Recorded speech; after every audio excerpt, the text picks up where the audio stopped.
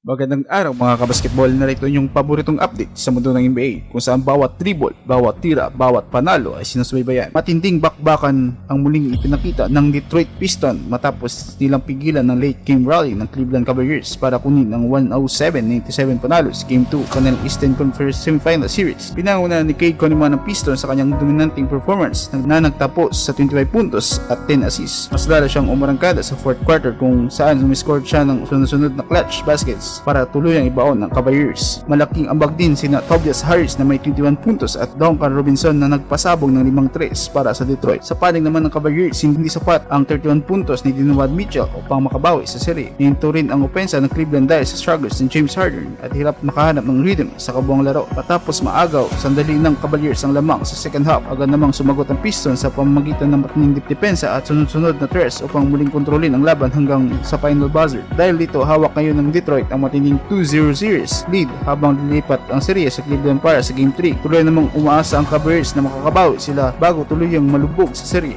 At yan ang pasabog na balita sa NBA. Para sa mas mainit pang updates, highlight at breaking news, siguro din nakaabang ka lang dito. Mula dito sa Wild FM Iloilo, ako si Dieter Mallorca at ito yung balitang NBA kung saan laging panalo ang balita.